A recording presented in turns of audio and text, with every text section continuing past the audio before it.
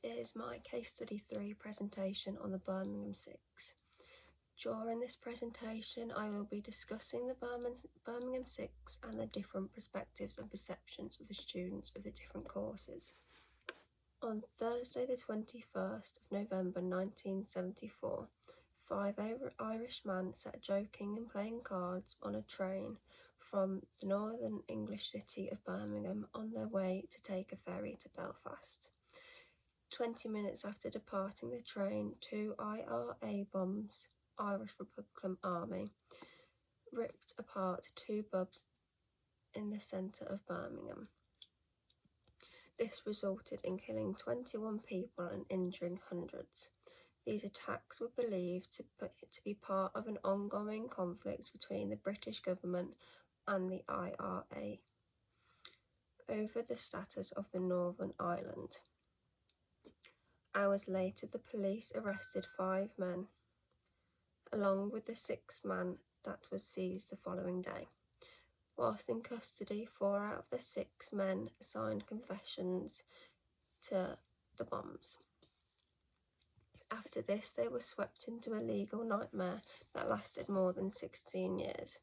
The 6 men were convicted of the biggest mass murder in modern British history. Hence, Birmingham 6 were imprisoned for life. In future trials, the defendants maintained their innocence and claimed that the police had beaten confessions out of them during the interrogations. Not only this, prison officers also allegedly brutally attacked all 6 men, with Paddy Hill and John Walker losing their teeth and all suffering serious injuries. The prosecution later then denied this and showed forensic evidence proving the 6 men had handled explosives before being arrested. This forensic evidence was later found to be unreliable. Based on this, the attorneys of the British 6 requested that the men are either released or to have a retrial. The appeal judge conceded this in 1987. The evidence was found to be unreliable as the same or similar results can be found on someone that had recently touched playing cards or cigarette paper. It was not until March 1991 that all 6 of the men were released after several years in prison. After 7 years, the rulings were formally overturned, their sentences, and this then led to some further questions about why it took so long to be overturned, even though there was evidence uncovered that proved they had unjustly imprisoned, but also how the suspects were being treated. This research was conducted by using a questionnaire. The questionnaire was comprised of both open and closed-ended questions and therefore generated both qualitative and quantitative data. Open-ended questions are questions that aren't answered with a simple yes or no, but a longer response to get a bigger understanding of the participants' response. Whereas closed-ended questions are answered with a shorter response, such as a yes or a no.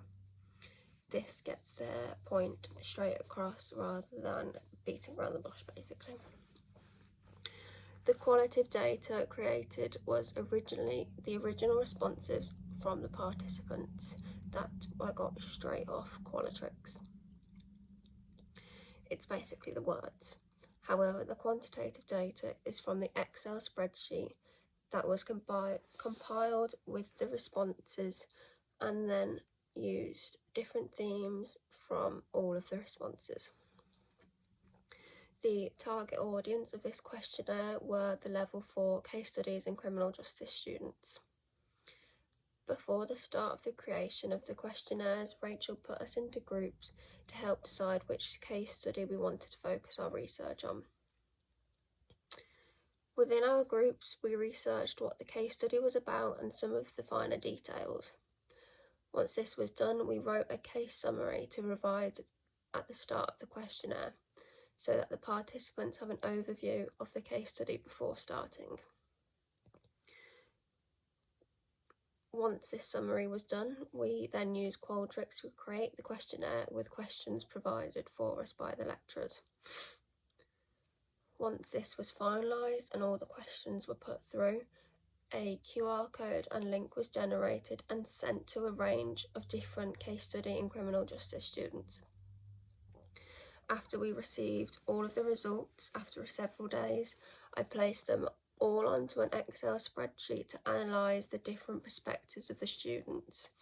Doing this, I used different themes and positive and negative codes to find whether there was any positive or negative correlations between them.